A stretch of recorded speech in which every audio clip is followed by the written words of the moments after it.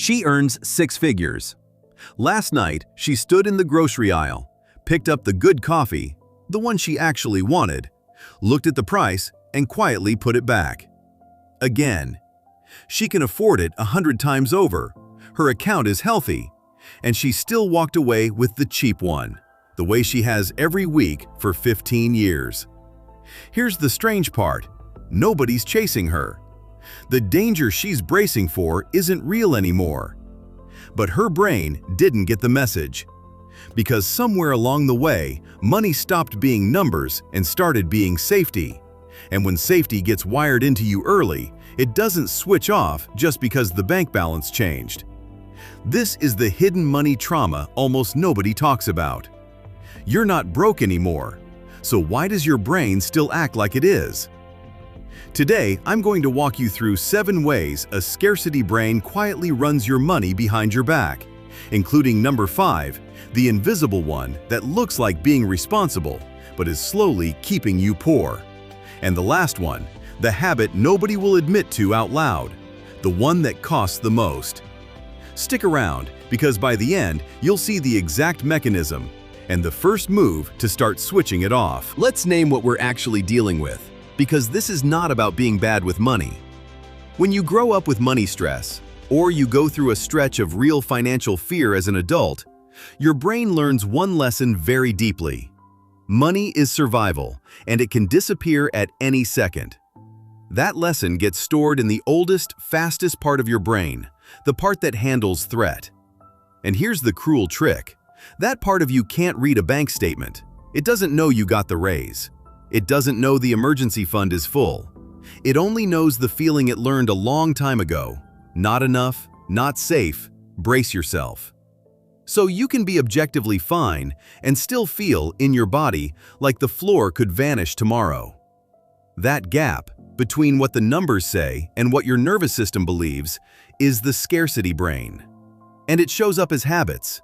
Specific, repeatable, expensive habits. Let's go through them, because once you can see them, you can finally stop them. Habit 1 is the one that disguises itself as smart. You always buy the cheapest version. The cheapest shoes, the cheapest tools, the cheapest everything. And it feels responsible. It feels disciplined. But watch what actually happens. The cheap shoes fall apart in 4 months, so you buy them again and again. The $40 pair you replace 3 times a year costs you more than the good pair would have in 5. Scarcity brain can't think in 5 years. It can only feel the smaller number today, because today is the only place it ever feels safe. So you optimize for the cheapest now and quietly pay the most over time. The painful irony is that this exact instinct, the one that's supposed to protect your money, is the one bleeding it. People who grew up with enough don't even think about it. They buy the thing once. You buy it 5 times and call it being careful. That's not carefulness.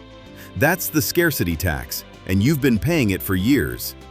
Now habit 2 feels even safer, which is exactly why it's so costly. You hoard cash. It sits in checking, or under the mattress version of checking, and you will not move it. Not into investments, not into anything that could grow. Because to a scarcity brain, cash you can see and touch is the only thing that feels real. Invested money feels like money you've already lost. So you keep tens of thousands sitting still, just in case, while inflation quietly eats it and compounding never gets to start. Let me make that concrete. Money sitting in cash isn't neutral, it's shrinking. And money that could have been growing for 10 years and wasn't? That's not a small miss. That's the difference between a comfortable future and a tight one. Tens of thousands of dollars you'll never see because holding still felt safer than letting it work. The wealthy aren't braver than you. They just never learned that money is danger, so they let it move. Your hoarding isn't a strategy, it's a flinch. And the next one is the cruelest, because it punishes you for succeeding. You cannot spend money on yourself without guilt. You earned it, it's yours, the math is fine. And the second you buy something for you, a wave of panic or shame shows up uninvited. The dinner out, the haircut, the small comfort. Your brain treats it like a betrayal, like you're being reckless, like you'll be punished for it. So you either don't buy it, or you buy it and can't enjoy it, Because the whole time, a voice is whispering that you shouldn't have. Think about how strange that is. You did everything right. You have the money, and you're still not allowed to feel okay about using it. That's scarcity brain protecting you from a danger that isn't there anymore, treating your own enjoyment as a threat. It means you can spend your whole life building security and never once get to feel secure. The money grows and the relief never comes. Hold on to that, because it's the thread running through all of this, and it gets even sharper in habit 5. But first, habit 4, the one that looks like ambition and is actually fear. You can't stop working. Even when you've done enough, even when you're exhausted, even when resting would cost you nothing, you keep going because stopping feels dangerous.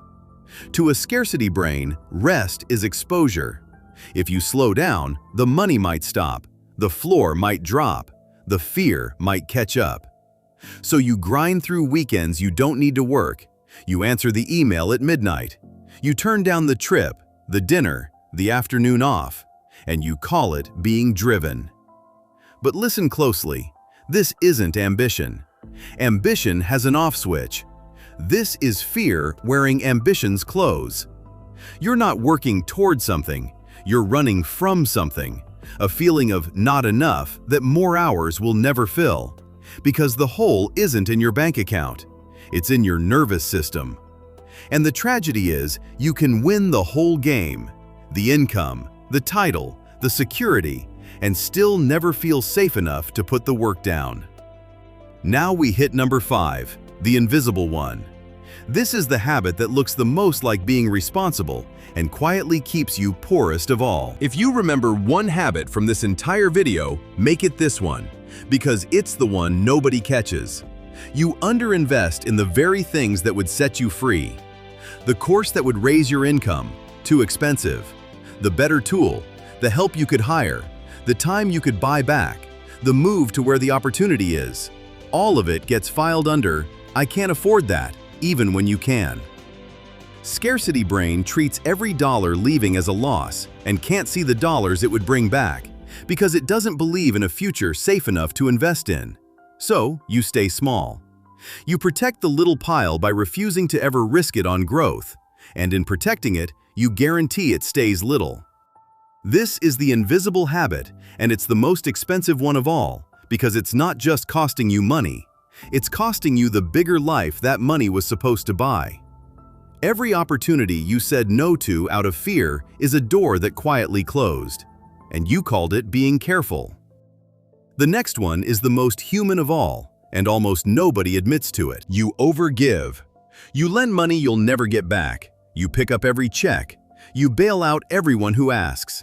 And you can't say no even when it hurts you. Part of it is love, but part of it, the part scarcity brain won't let you see, is proof. Proof that you made it. Proof that you're not the person you used to be, the one who had nothing. Giving becomes how you outrun the old fear. See, I'm fine now. I have enough to give it away. Except the fear doesn't shrink. You hand out money to feel safe, and you end up less safe. And the not enough feeling comes right back, hungrier than before. You set yourself on fire to keep other people warm and call it generosity. Real generosity has a boundary. This is a wound with a checkbook, and it leaves you, the person who finally got somewhere, quietly going without, so that the scarcity story can keep being true. Which brings us to the last one, the one almost no one will say out loud. Here's the one nobody admits. No number is ever enough. You hit the goal, the savings target, the salary, the milestone you swore would finally let you relax, and the relief lasts about a week. Then the finish line moves. Suddenly, that number isn't safe either, and you need more, and the chase starts over. You tell yourself you'll feel okay at the next level, and you won't, because the not enough was never about the amount. It was installed early, and a bigger number can't uninstall it. This is the secret engine under all 6 habits before it. A brain convinced that safety is always one more dollar away. And it will let you spend your entire life climbing toward a feeling you'll never reach by climbing. Because the thing you're actually missing isn't money. It's the permission to feel safe with what you already have. That's the trauma nobody talks about. Not being broke. Feeling broke, forever, no matter what the account says. But here's the good news, and it's bigger than it sounds. Here's what changes everything. A scarcity brain is learned, which means it can be unlearned. You don't fix this with more money. You fix it by teaching the old, scared part of you that the danger is over. And you start small on purpose. This week, do one thing that contradicts the fear. Buy the good version of one thing you use every day and let yourself keep it.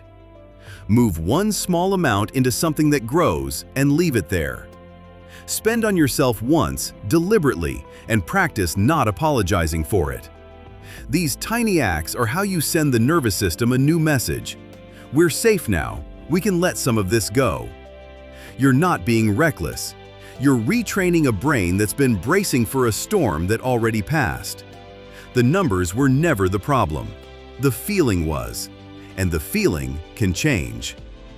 So tell me, comment the one that hit hardest, number 1 through 7, because naming it out loud is the first crack in it.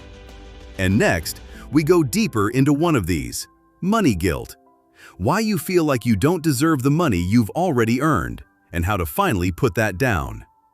Subscribe to The Money Mind, and let's get you not just safe, but feeling safe.